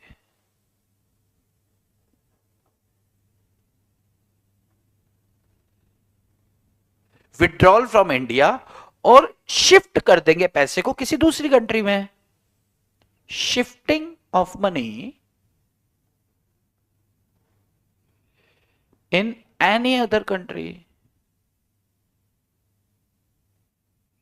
और जब ये पैसे को किसी दूसरी कंट्री में शिफ्ट करेंगे तो हमारे, अच्छा ये क्या करेंगे, एफडीआई सारा पैसा निकालेंगे, इतने सारे डॉलर निकाल के ले जाके दूसरी कंट्री में ले जाएंगे, इतना सारा डॉलर निकाल के दूसरी कंट्री में ले जाएंगे। और फिर क्या होगा, हमारे यहां डॉलर कम हो जाएगा, इसका मतलब हमारी करेंसी वीक हो जाएगी, अपनी करेंसी वीक हो जाएगी, जिसको हम क्या बोलते हैं, हमारी करेंसी डेप्रीशिएट हो जाएगी। यानी कि होने क्या वाला है कि भैया $1 हम 80 रुपए में खरीद लेते थे, अब $1 खरीदने के लिए हमें 84 रुपए पे करने पड़ेंगे। यानी कि याद रखो या याद करो, अगर इंडियन करेंसी डेप्रिशिएट होती है तो किसको ज्यादा मजा आता है? एक्सपोर्टर को। एक्सपोर्टर हैप्पी और इंपोर्टर सैडी। सैडी। दुखी कौन होगा? इंपोर्टर होगा। कि उस अच्छा, अब मैं इसको, मुझे नहीं लगता कि इसको डिस्कस करने की जरूरत है, क्योंकि अपन ने इंटरनेशनल ट्रेड के अंदर डिस्कस किया हुआ है इंपोर्टर एंड एक्सपोर्टर। बात समझ में आता है? यस। तो ये सारी कहानी होने वाली है। देखो कैसे होगा, हम, चलो छोड़ो ना यार, कैसे होगा, फिर वही कहानियां वापस से, इंटरनेशनल ट्रेड खुल जाएगा। तो ये आपकी कहानी फॉरेन मार्केट में, यानी कि एक्सपोर्ट, इस सिचुएशन में क्या होने वाला है, एक्सपोर्ट बढ़ने वाला है और इंपोर्ट गिरेगा। ठीक है। और अगर कहानी उल्टी हो जाती है तो वाइस वर्सा सिचुएशन। ठीक है। ये आपके सारे चैनल्स खत्म हो जाते हैं। These are all channels. हम इनको गो थ्रू करेंगे तो आपको समझ में आएगा कि पिक्चर खत्म हो चुकी है। समझे समझे, जिंदगी में मजा आ रहा है अगर तो जोर से बोलो जय श्री राम। सुनो सुनो, समझो समझो, जिंदगी में मजा आ रहा है तो जोर से बोलो जय श्री राम, जय श्री राम, जय हनुमान संकट मोचन कृपा निधान मंगल भवनीय मंगलहारी। चलो तो हमारे इस चैप्टर के अंदर हम क्या करने वाले हैं, हम 3 बातों पर डिस्कशन कर रहे हैं।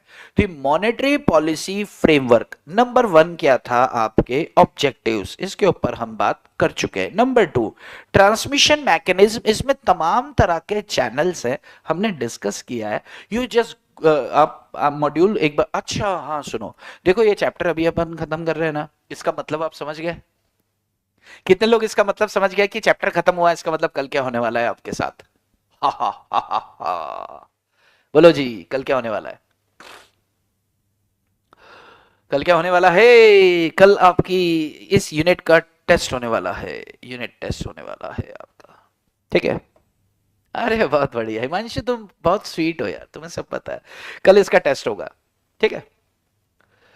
हाँ अच्छा, अब तीसरा अपना बचे हैं tools, operating procedures. Operating procedure tools एकदम 15 मिनट ध्यान से सुनेंगे तो खत्म हो जाएगा। लेकिन आई जस्ट वांट कि यार एक 5-7 मिनट का ब्रेक ले लो, नहीं तो आप, मुझे लग रहा है कि ऐसा ना हो, होच पोच तो नहीं हो रही है चीजें।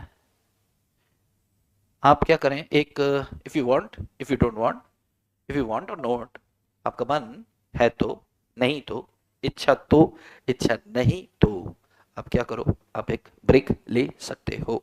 ले लें ब्रेक, एक 5-10 मिनट का ब्रेक ले लें। चलो एक 5 से 7 मिनट का ब्रेक लेते हैं, थोड़ा फ्रेशन अप हो जाओ आप, उसके बाद फिर अपन स्टार्ट करते हैं। राइट, 5 से 7 मिनट, कोई जाएगा नहीं। ठीक है, ओके। हरे राम, सिया राम, सिया राम।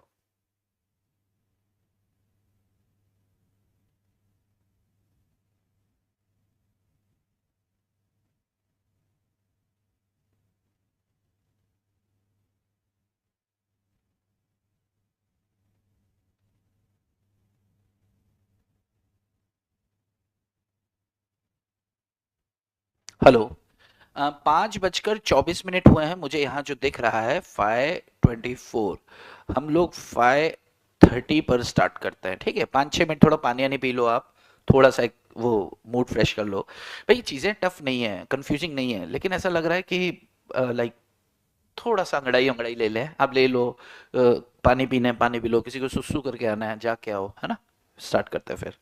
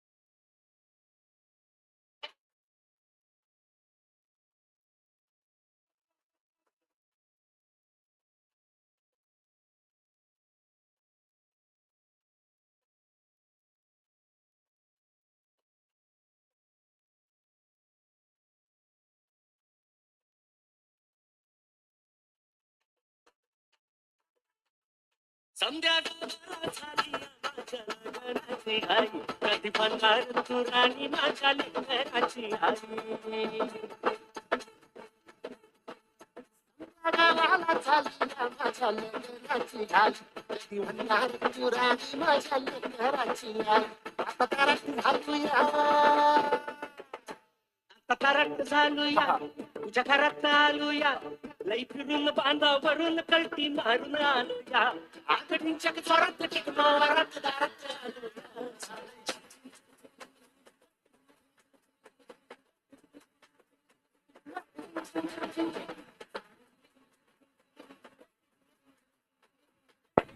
चलो तो जिंगाट, तेरी जिंगाट की जिंगाट, अरे बंद कैसे होगा ये, यहां से होगा. चलो तो जनता, जनार्दन भाग तो नहीं गए? ऐसे कैसे भागोगे?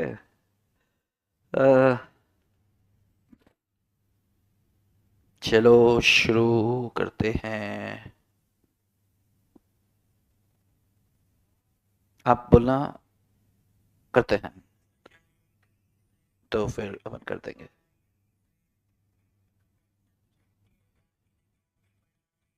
फिजिक्स वाला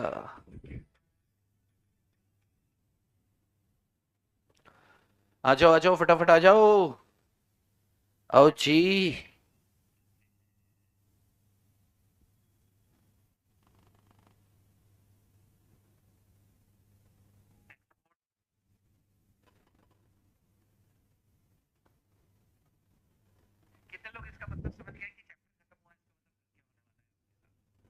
ओके ठीक है. अरे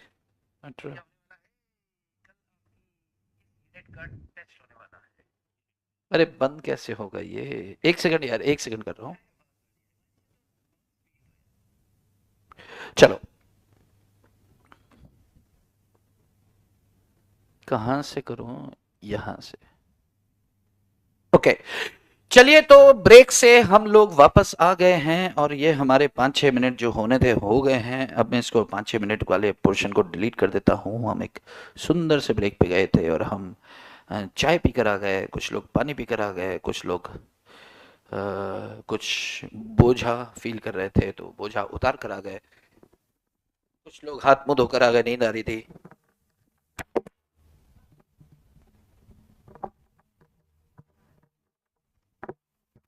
चलो चलो अब हम फ्रेमवर्क में तीसरा क्या है आपके ऑपरेटिंग प्रोसीजर. फटाफट से, मुश्किल से 15 मिनट लगेगा, खत्म करेंगे, है ना. नेक्स्ट इज ऑपरेटिंग प्रोसीजर्स या tools. Operating, next is what? Operating, OPERATING, operating procedures.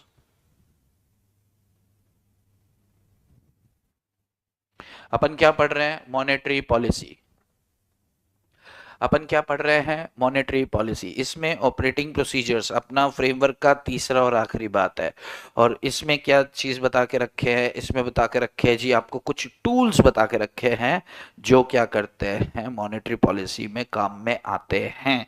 वो टूल्स क्या हैं? उसको 3 पार्ट्स में डिवाइड किया है. पहला क्वांटिटेटिव टूल्स. एन आना था यार, भूल जाते हैं ना. Quantitative tools. सेकंड है आपका, अच्छा क्वांटिटेटिव टूल्स ना साथ साथ पूरा खत्म कर दे, चलो लिख लो. सेकंड है आपका क्वालिटेटिव टूल्स.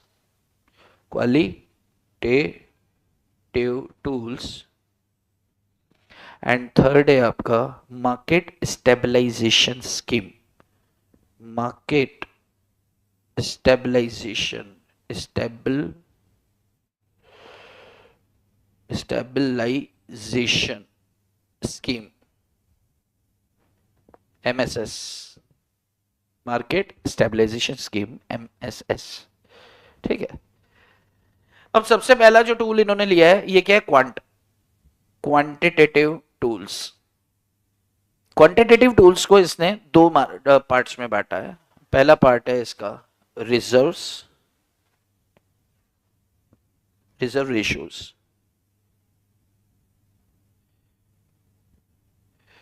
रिजर्व रेशियो कौन कौन से हैं? एक है आपका CRR, कैश रिजर्व रेशियो, और दूसरा है SLR, स्टैट्यूटरी लिक्विडिटी रेशियो, और दूसरा open market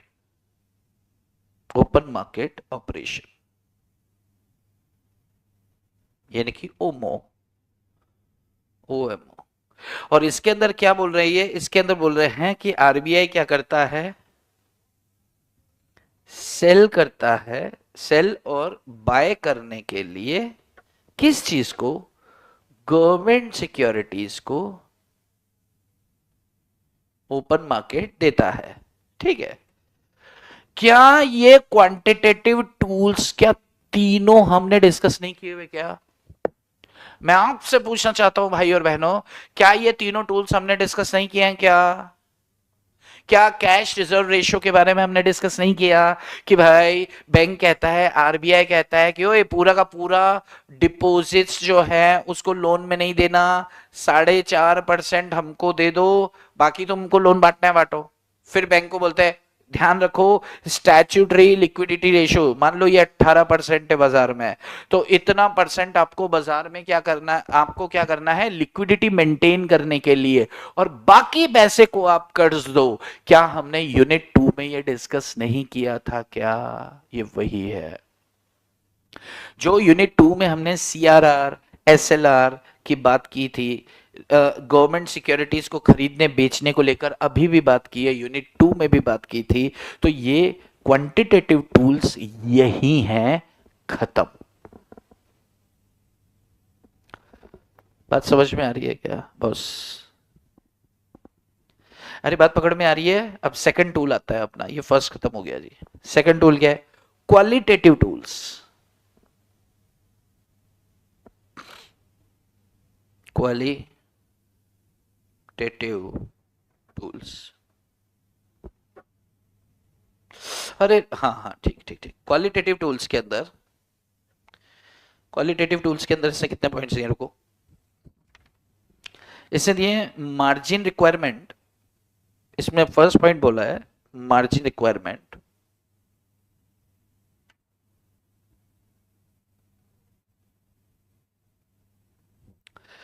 margin requirement,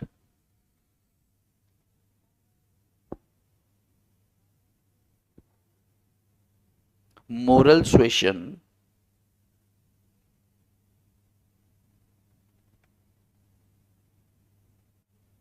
suasion. इसमें आरबीआई, इसमें थोड़ी सी, चलो पहले मार्जिन रिक्वायरमेंट समझ लो। अपन ने अभी थोड़ी देर पहले क्या पढ़ा? मार्जिन रिक्वायरमेंट कोलेटरल सिक्योरिटी में।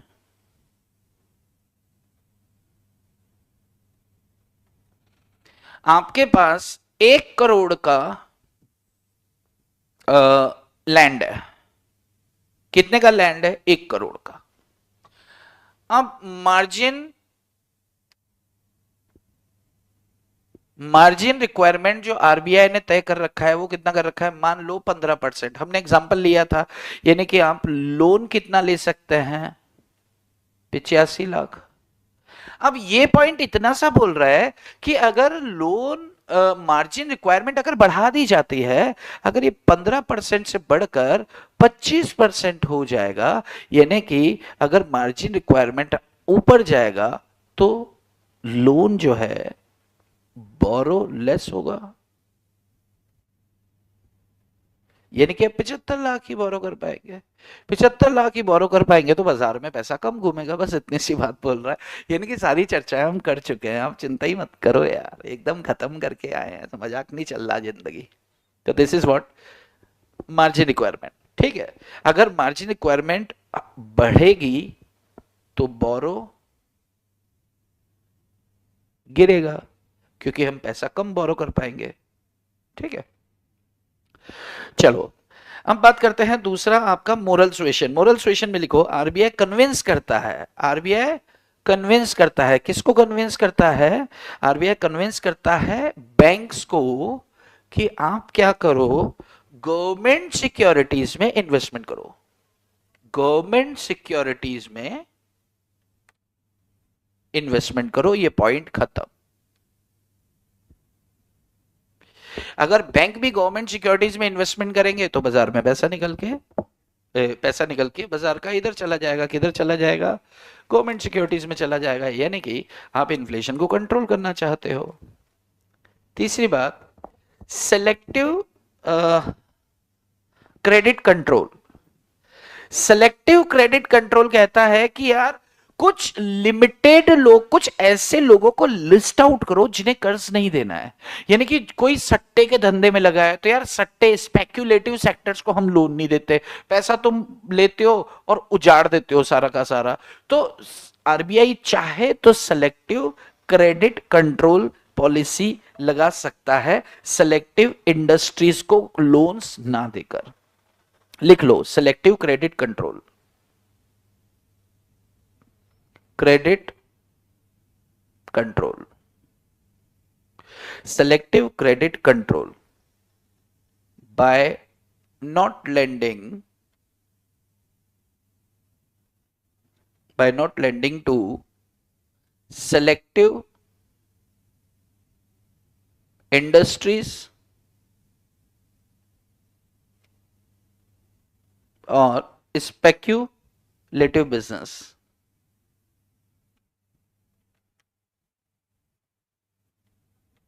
ये हो गया जी खत्म, ये सेकंड पार्ट आपका खत्म हो गया। सेकंड पार्ट क्या था? Qualitative tools. थर्ड पार्ट क्या था? MSS, market stabilization scheme. Market stabilization scheme. इसमें यार थोड़ी सी रेट्स बता रखी हैं, बस वो समझ लो और खत्म, चैप्टर खत्म हो जाएगा। इसमें नंबर 1 आपको बताया bank rate. Bank rate, bank rate क्या होती है? ध्यान से सुनना। RBI, reserve bank of India ने लॉन्ग टर्म लोन दिया 15 साल 20 साल के लिए। किसको दिया? अपने कमर्शियल बैंक्स को दिया, बैंक्स को दिया, ठीक है। तो उसकी जो इंटरेस्ट रेट होती है उसको क्या बोलते हैं हम? बैंक रेट बोलते हैं। रिजर्व बैंक ऑफ इंडिया जब लंबे समय यानी 15 साल 25 साल के लिए आईसीआईसीआई को मान लो लोन दिया, तो लोन दिया तो उस पर इंटरेस्ट चार्ज करेगा, इंटरेस्ट चार्ज करेगा जो शायद अभी 5-6% तो रेपो रेट है, चलो जो भी है। तो वो रेट, इंटरेस्ट रेट जो चार्ज करेगा, वो इंटरेस्ट रेट क्या क्या कहलाएगी भाई साहब? बैंक रेट कहलाएगी। फुल स्टॉप, खत्म। दूसरा, रेपो रेट क्या होता है? जब आरबीआई लोन दे रही है शॉर्ट टर्म, साल भर के लिए, साल 2 साल, कहीं फंस गया, कौन फंस गया? बैंक फंस गया, कैश क्रंच है, सर अभी दे दो, 3 महीने में वापस दे देते हैं यार, लोग कपड़े फाड़ देंगे यार, पैसे अभी बिल्कुल गुंजाइश। अच्छा, शॉर्ट टर्म लोन चाहिए। अच्छा, शॉर्ट टर्म लोन दे रही है, किसको दे रही है? कमर्शियल बैंक्स को दे रही है। तो इनसे जो इंटरेस्ट वसूल किया जाता है उसको क्या बोल देते हैं जी? रेपो रेट बोल देते हैं। क्या बोल देते हैं? रेपो रेट बोल देते हैं। तीसरा, reverse repo rate. Reverse repo rate मतलब उल्टा हो रहा है। आरबीआई को अपन पैसे दे रहे हैं, बैंक ने आरबीआई को पैसा दे दिया शॉर्ट टर्म के लिए, तो रेपो का रिवर्स रेपो, यानी कि कहानी ये तो गंगा उल्टी बह गई। उल्टी बह गई को क्या बोलते हैं? रिवर्स हो गया। रिवर्स रेपो रेट मतलब अपन ने, बैंक्स ने आरबीआई को शॉर्ट टर्म के लिए पैसा दिया, कर्ज दिया, तो जो इंटरेस्ट रेट कहलाएगी उसे रिवर्स रेपो रेट। ये रेपो रेट से 1% कम होती है। Reverse repo rate. इसमें क्या हो रहा है? इसमें हो रहा है जी, बैंक ने क्या किया? शॉर्ट टर्म लोन दिया। किसको दिया? आरबीआई को दिया। इससे जो इंटरेस्ट चार्ज करेंगे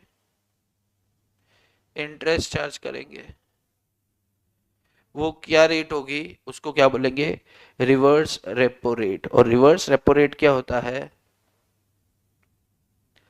रेपो रेट -1% होगा। रिवर्स रेपो रेट क्या होगा, रेपो रेट -1% होगा। चौथा, चौथा मार्जिनल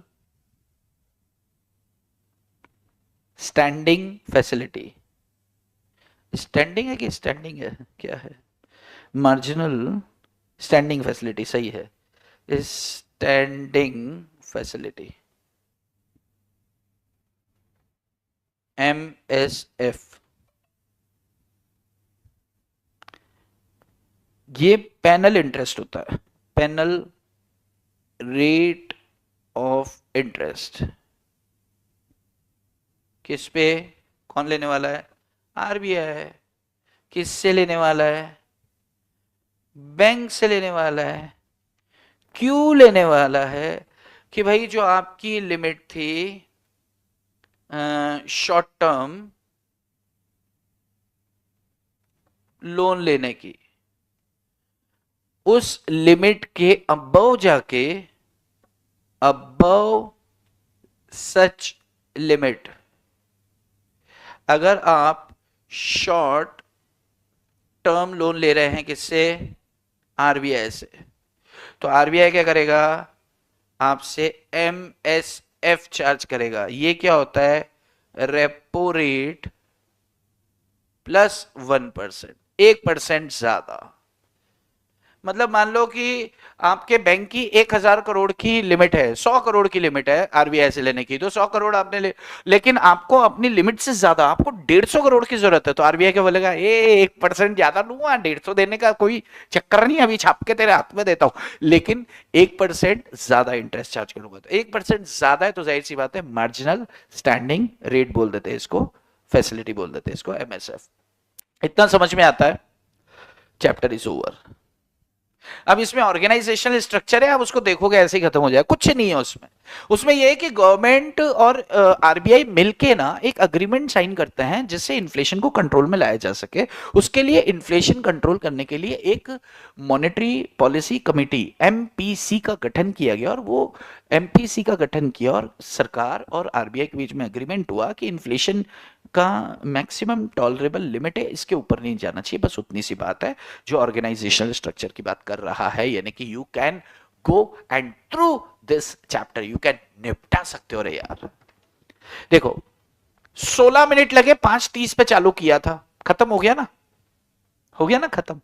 तो this is all about what, chapter number आपका 8 का यूनिट नंबर 3।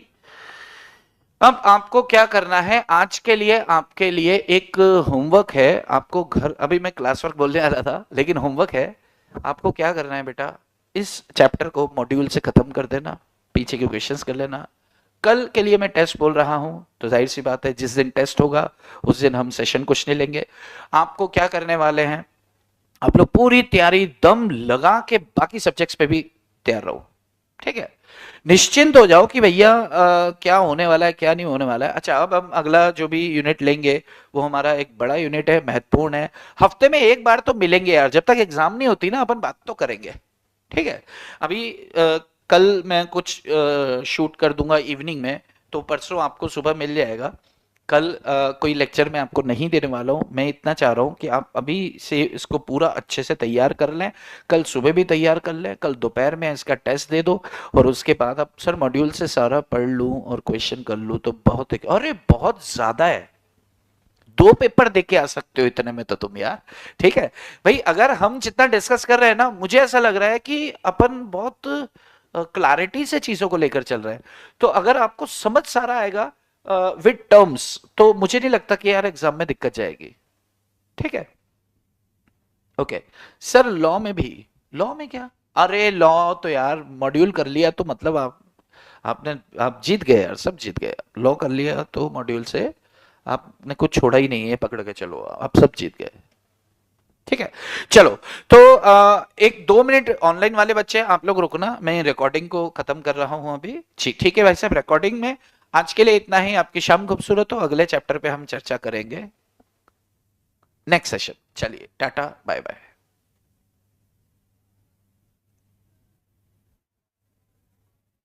ओके, मैंने रिकॉर्डिंग ऑफ कर दी है। यस बोले।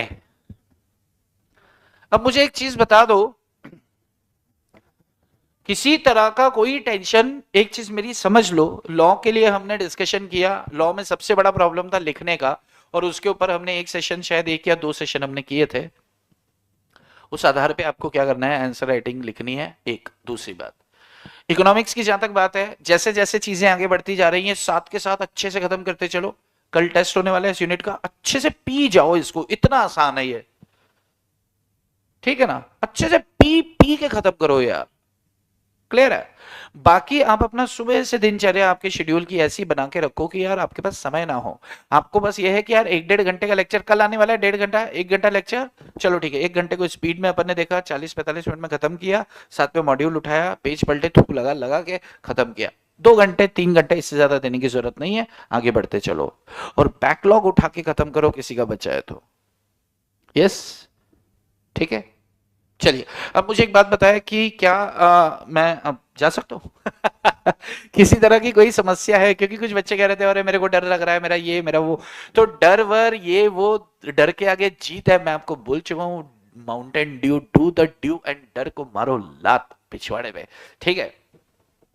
कोई भी दिक्कत तकलीफ हो, आप घबराहट अगर होती है, आप मुझे मैसेज करें 6-7 बजे करीब, या फोन कर सकते हैं, ठीक है? 8-9 बजे करीब।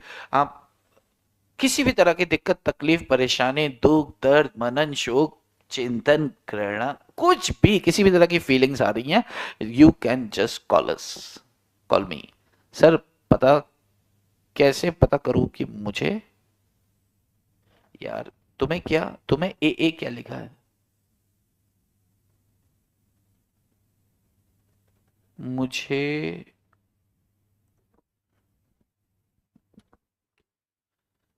कैसे पता करूं कि मुझे आता है या नहीं? यार ये तो मुझे भी नहीं पता। Thank you Sakshi. सर मैंने एटलीस्ट 20 डेज से स्टडी शुरू करी है, अराउंड 50% सिलेबस कंप्लीट हो गया है, बहुत टेंशन हो रही है एग्जाम की। टेंशन लेगा तो रिजल्ट नेगेटिव है। 20 दिन से आपने स्टडी स्टार्ट की है और 50% हो चुका है, तो अभी 20 दिन और बचे हैं, तो 100% हो जाएगा भाई, टेंशन क्यों? आपकी बात में ही आपका जवाब छिपा है कि 20 दिन में 50% कर चुके हो, तो 20 दिन में और 50% हो जाएगा। टेंशन लेने की जरूरत नहीं है भाई। ज्यादा घबराहट होती है ना, तो फिर आप बिल्कुल बात कर सकते हैं, लेकिन मुझे लगता है इसका जवाब तो आपके पास है। Thank you so much Sakshi, you welcome Sakshi. Welcome बोलते, थैंक यू के बाद वेलकम बोलते हैं ना इंग्लिश में, ठीक है ठीक है, वेलकम साक्षी। चलिए, और किसी की कोई समस्या हो तो please just type here, I am here, या फिर आप कहेंगे कि टाटा बाय बाय, तो फिर मैं भी चल दूंगा। और सुनो, लाइक वाइक करके जाना यार, लेक्चर को लाइक करके जाना प्लीज।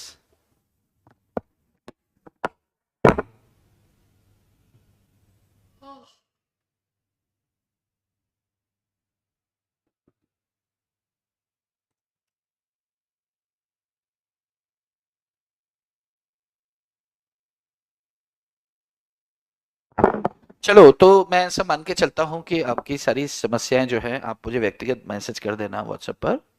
अभी आज के लिए इतना ही, आपकी शाम खूबसूरत हो, बाकी चर्चा करेंगे हम एक विचार में। सर जी लॉ का हर चैप्टर को कंबाइन कर दीजिए, 2x पर दोबारा देख लेंगे। बेटा एक काम करो, ये काम आप करो, ये सारे काम मैं तो नहीं कर पाऊंगा, और स्टाफ को मैं बोल सकता हूँ बस, है ना? अब मैं लेक्चर जोड़ जोड़ के आपको दे दूं, आपसे लेक्चर यूट्यूब पे जाके उठा के नहीं देखे जाते यार, ये कैसी बातें कर रहे हो आप? एक बार ये पहले भी बोल चुके हो, और पहले भी मैं इसको मना कर चुका हूँ कि यार मेरे हाथ का काम नहीं है, मेरे को आता भी नहीं है एक्चुअली, ये स्टाफ का है। तो आप ये चीज को स्टाफ को बोलो, वो करके दे देते हैं, मेरे को कोई प्रॉब्लम नहीं है। ठीक है सचिन, आपको मेरी बात समझ में आ रही है? क्योंकि इसका एक्सेस मेरे पास है ही नहीं ना यूट्यूब का, यहाँ मैं बस आता हूँ, शूट करता हूँ, चले जाता हूँ। सचिन आपको मेरी बात समझ में आ रही है? चलो ओके, बाय बाय साक्षी, बाय ओंकार जी, यशु जी, बाय, राधे राधे, जय श्री कृष्णा। चलो ठीक है सचिन बाबू, टेक केयर, टाटा बाय।